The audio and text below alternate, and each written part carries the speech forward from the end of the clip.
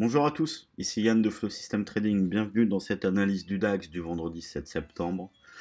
Alors, euh, aujourd'hui nous sommes vendredi, deux choses importantes, la clôture de la semaine qui devrait normalement, logiquement valider la cassure de cette oblique haussière que l'on attendait depuis très longtemps, depuis vraiment très longtemps.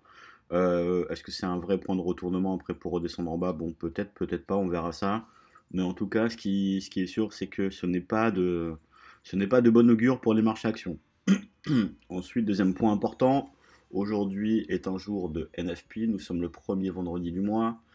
NFP, NFP c'est le Non-Farm Payroll, c'est l'indice de chômage aux États-Unis pour l'emploi non agricole.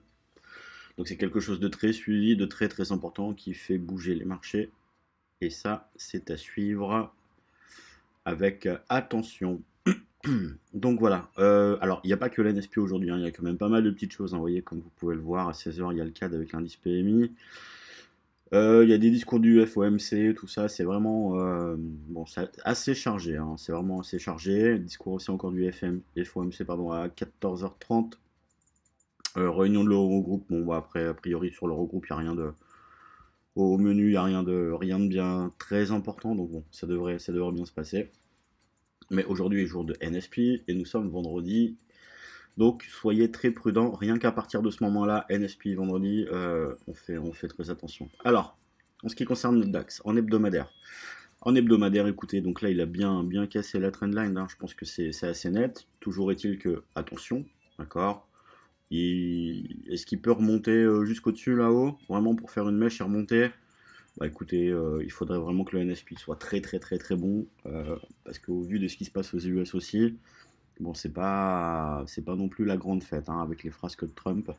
Bon, voilà, mais on attendra, on préférera attendre quand même. Alors, techniquement, en ayant cassé cette zone, puis, enfin cette zone, hein, cette oblique haussière, puis cette zone de support hein, précédente, logiquement, la zone de support sur laquelle on attend, c'est celle-ci. Voilà, en toute logique. Hein, 11 700, 11 800 à peu près. Voilà. Alors après, ce qui va être important, c'est que on a quand même noté un diamant, d'accord, qui est ici. Alors, normalement, un diamant, dès qu'il est cassé, il faut que ça accélère pardon, très vite. Si ça accélère pas très vite, bon, c'est qu'il y a un problème et que techniquement, le diamant sera invalidé.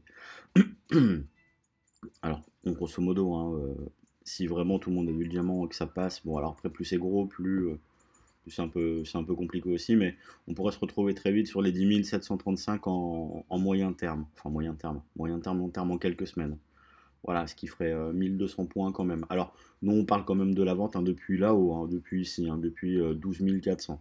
Donc, ça fait quand même déjà 400 points de baisse. Bon, c'est pas mal déjà. Arrivé là, on en rajoutera 200. Puis après là, bon, ça fait quand même beaucoup. Donc pour l'instant, clairement, on a une tendance de fond qui normalement est haussière. Là, attention, on est vraiment sous alerte. On a cassé l'oblique baissière. On peut se retrouver ici très vite. Et si en dessous ça casse à 11 700, là par contre, bon voilà. Là, c'est, enfin, pardonnez-moi l'expression qu'on utilise, mais c'est la cave. Donc voilà, donc pour l'instant, en aucun cas je suis acheteur. Si jamais je suis acheteur, c'est uniquement scalping pour aller récupérer 12 120 à peu près. Mais c'est le seul cas. Voilà. Alors, en moyen terme, on va voir un petit peu ce qui se passe. Pardon. Alors voilà. Donc on a mis nos zones, on a bien identifié nos zones. Donc là, pour l'instant, on bloque ici. Tiens, vous allez me dire pourquoi on bloque ici. J'ai envie de vous dire, bah écoutez, je ne sais pas trop. Ou alors, on pourrait, en cherchant bien, on pourrait définir un ratio de Fibonacci à peu près hein, jusqu'ici. C'est peut-être possible. Donc voilà, bon, toujours est-il qu'on va pas perdre un quart d'heure à savoir pourquoi. Si c'est peut-être l'amplitude ici. Voilà, c'est l'amplitude de ça qui est reportée là. Bon, vous allez voir, ça va. Alors, ça c'est la magie des fractales. Voilà, voilà. Ça s'appelle la magie des fractales. Donc, je ne savais pas pourquoi exactement le cours s'arrêtait là, mais voilà, bon, concrètement, on reporte, hein, on a ça, ça, ça. Et puis là, logiquement, on devrait avoir aussi une correction hein, ici pour remonter. On ne va pas corriger 50% de la hausse, je ne pense pas, puisque ce qui voudrait dire qu'on repasse au-dessus de tout ça, franchement, je ne pense pas. Après, on verra. Mais concrètement, voilà. Voilà pourquoi on s'arrête ici. Alors, en 4 heures. En 4 heures, on est dans une bougie ici, de range. On a identifié ce niveau-là. Je pense qu'il est assez clair pour vous aussi. Voilà, donc ça, ce sont des niveaux intermédiaires. On a des gros niveaux en gris, puis ensuite, on a nos niveaux intermédiaires. Voilà. Donc, la moyenne mobile, rappelez-vous, à chaque fois que je prends une unité de temps, je mets ma moyenne mobile 50 exponentielle. C'est une chose automatique que je fais. Elle est là-haut, elle est très loin. Bon, c'est une bonne chose. Ça nous laisse de la marge. Ça nous laisse de la marge, en fait, si vous voulez, pour pouvoir revenir payer s'il y a besoin de payer. Enfin, s'il y a besoin. Si le cours nous offre la possibilité de payer. Alors, voyons voir maintenant où on en est. Alors, vous voyez ici, nous sommes en 1 heure. On a une énorme bougie ici, qui est très grande. On a une moyenne mobile ici en 50. Là, qui est là. Bon, bah écoutez. Pardon. Voilà, ici. Voilà. Donc là, on voit quoi? Bon, on voit que ça cafouille un petit peu ici. On a notre moyenne mobile 50 ici, on a notre moyenne mobile 50 en 4 heures au-dessus, on a toutes ces zones-là, c'est-à-dire que pour remonter, bah écoutez, il va y avoir du monde sur le chemin, donc on verra un petit peu, tout ça. Voilà, ça m'intéresse. Alors voilà, en 15 minutes. En 15 minutes, on voit quoi? Je pense que vous le voyez comme moi. C'est pas bien compliqué. On a tapé 3 fois ici, 1 fois, 2 fois, 3 fois, d'accord? Et ensuite, on a une trendline. Ouais, bon, elle va pas être très propre. Ou un canal peut-être. Je fais l'analyse avec vous en même temps en fait. Comme ça, c'est. Je l'ai pas préparé du tout, mais alors du tout avant. Ah, donc on a un canal. Duplique, voilà, c'est un canal, parfait. Voilà. Ok, donc on a cette zone, d'accord, qui est très importante. On a tapé 3 fois, voilà. On vient de voir ensemble en même temps un canal baissier en 15 minutes là sur le DAX. Ce qui veut dire quoi? Ce qui veut dire que si jamais je paye, il faudra vraiment attendre de casser ce canal pour aller récupérer quoi? Eh bien, écoutez, cette zone là en premier, puis la zone d'après, cette zone grise. Voilà, mais pas plus en scalping. Ensuite, par contre, alors c'est quelque chose que je ferai attention. C'est-à-dire scalping, je vais limiter mon exposition. Je vais prendre des stops très courts. Enfin, de toute façon, c'est du scalping. Vous allez me dire. Et puis en dessous, si jamais ça passe en dessous, là par contre, là je vendrai, d'accord, avec une exposition classique. C'est-à-dire 0,5, entre 0,5 et 1% de mon capital. Voilà.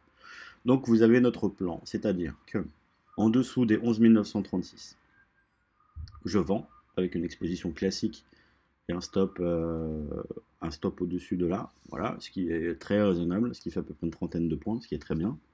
Voilà. Si jamais le cours casse cette oblique baissière là qui descend, d'accord, ce canal vraiment là, je chercherai un point d'entrée pour payer jusqu'à 12 043, puis 12 112. Voilà, donc vous avez le plan acheteur, le plan vendeur, et dans cette zone là, je ne fais rien du tout. Tant que je suis entre ça, on va le changer, ah mince, c'est pas grave, entre ça et ça, tant que le cours évolue entre ça et ça, je ne fais rien. Voilà. Comme ça, au moins, tout est clair. Des petites nouveautés sur Flow System, je vous en parlerai ce week-end. Je suis désolé, j'ai pas pu répondre à tout le monde ces derniers jours. J'étais en réunion à Paris, je n'étais pas là. Il y a beaucoup de choses qui vont changer et c'est tant mieux, c'est vraiment très très bien. Donc voilà, je suis vraiment désolé, j'étais pas dispo ces derniers temps. Promis, je vous réponds ce jour. Voilà. Je vous souhaite de bons trades. Faites attention au jour de NSP. C'est pas sûr qu'on ait le flux nécessaire pour faire un minimum de points. Ou alors au contraire, ça peut swinger si jamais on a des rumeurs ou quoi que ce soit. Donc bon, soyez prudents, ça peut être ça peut aller dans les deux sens. Ça peut vraiment aller dans les deux sens. Voilà, donc vendeur en dessous de 11 936 et je paye sur cassure du canal haussier jusqu'à 12 043, puis 12 110. Voilà, en scalping, uniquement en scalping. Voilà. Je vous souhaite une bonne journée, prenez soin de vous, bon week-end, et puis je vous retrouve lundi, enfin je vous retrouverai peut-être ce week-end. Je ferai une petite vidéo ce week-end, vous allez voir, ça va être sympa. Voilà, voilà. Allez, je vous dis bon week-end, et puis à la semaine prochaine. Au revoir.